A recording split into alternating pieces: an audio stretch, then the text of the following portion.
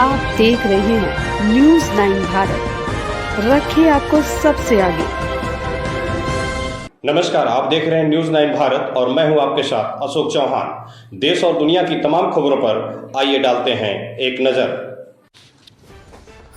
आजमगढ़ के सदर विधानसभा क्षेत्र के हरिहरपुर स्थित संगीत महाविद्यालय के सामने आजमगढ़ विकास प्राधिकरण द्वारा की गई ध्वस्तीकरण की कार्रवाई ने बड़े सवाल खड़े कर दिए हैं। प्रत्यक्षदर्शियों ने बताया कि मंगलवार की सुबह करीब 5:30 पर संगीत महाविद्यालय के सामने भारी फोर्स के साथ एक साथ कई बुलडोजर पहुंचे।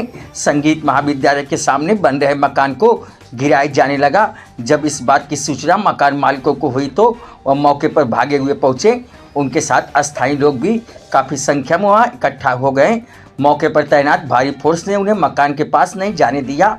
पीड़ित बीजेपी बूथ अध्यक्ष व किसान मोर्चा अध्यक्ष ब्रजेश गौड़ ने बताया कि उसे 21 दिसंबर को उसे नोटिस मिली थी, जिस बाबत वह अपने वकील के साथ जवाबदेही के लिए आजमगढ़ विकास प्राधिकरण के ऑफिस में भेजा था। अभी प्रक्रिया चल रही थी कि अचानक सुबह में बुलडोजर चलाकर मेरे मकान को ध्वस्त कर दिया गया। प्रशासन द्वारा मेरे ऊपर अत्याचार किया गया है। ब्रजेश गौड़ ने बताया कि वह भाजपा का बूथ अध्यक्ष है। संगीत महाविद्यालय बनने के लिए उसने 2 बीघा जमीन भी दान की थी। उसने बताया कि अगर पहले ही प्रशासन द्वारा उसे मना किया गया होता तो शायद वह निर्माण नहीं करवाता। ब्रजेश गौड़, कहाँ के रहने वाले? हरिहरपुर। क्या मामला डीएम साहब का है? डीएम साहब का मामला ये, हमारा मकान बन रहा था अभी, और एक हमारे चाचा जी का मकान अभी बन गया था, लद गया था वो भी। कहाँ पे? हरिहरपुर संगीत विद्यालय के पास। और संगीत विद्यालय में जो हम लोगों ने जमीन दे दी, और जमीन दिए भी, और हमको जमीन मिली, लेकिन अभी एक जमीन ऐसी है हमको मिली है कि वो कब्जा भी नहीं हुई, अभी रास्ता भी नहीं उसमें है, और रास्ता भी, हाँ, और जो जमीन ये लोग लेना है ले लिए, और रास्ता के लिए जमीन नहीं लिए उसमें, लेकिन उसके बाद यहाँ पे रास्ते में भी जमीन दी है अपनी। और हमने कहा स्कूल बन रहा है भाई, कुछ मदद करनी चाहिए, स्कूल में दे दिए, रास्ते के लिए भी जमीन दे दी, उसका हमें कुछ नहीं मिला, उसका कुछ नहीं हमें मिला।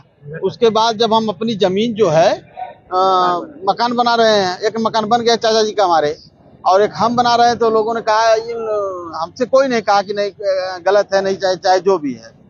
बाद में सीएम जी का दौरा जब हो रहा है इसमें 28 को, तो इन लोगों ने कहा कि शोभा खराब हो रही है, स्कूल की शोभा खराब हो रही है, कहीं जमीन बदल लीजिए, तमाम तरीके की बातें करने लगे।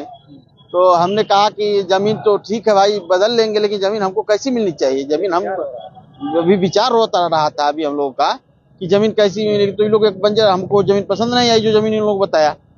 तो कल उसके बाद हमको तुरंत नोटिस रात में आके पता नहीं कब लगा के चले गए, 20 तारीख को, और 20 को नोटिस, 21 को नोटिस लगा के चले गए। अब 22 को हमको सुबह में देखे कि नोटिस लगी हुई है।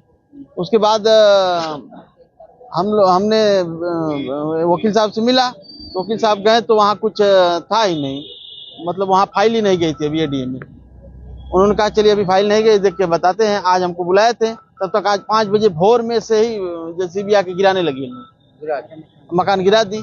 डीएम साहब से अभी मिले हैं तो कहीं हमको आधे एप्लीकेशन मिला था, गांव के ही लोग दिए थे कि शोभा खराब हो रही है, स्कूल का शोभा जब जानबूझ के बना रहा है, शोभा स्कूल की खराब हो रही है, इसलिए गिरा दिए हम लोग।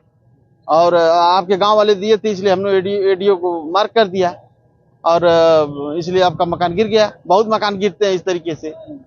हमको 24 घंटा भी समय नहीं मिला, मकान गिरा दिया गया। कोई मुआवजा की बात हुई है प्रशासन की तरफ से? कोई बात नहीं हुई है, और नहीं तो हमको ये बात हुई कि ज्यादा बोलोगे तो और देना पड़ेगा तुमको, और जो जेसीबी है उसका भी भरना पड़ेगा। हमने कहा जो भी भरना पड़ेगा भरेंगे, घेरदारी बेच देंगे, चले जाएंगे, गोली मरवा दीजिए, क्या करना है।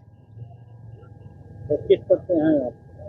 हम भारतीय जनता पार्टी किसान मोर्चा के मंडल अध्यक्ष हैं हाफिजपुर। क्या चाहते हैं आप? हम क्या चाहते हैं, हमारी जो नुकसान हुआ है उसकी भरपाई लोग करें, हमारा जान माल जो भी हुआ है नुकसान, हमारी जमीन हम फिर हम उसी में बनाएंगे। हमको समय मिलना चाहिए था ना, जबरी हमारे साथ अन्याय किए हैं उनको सजा।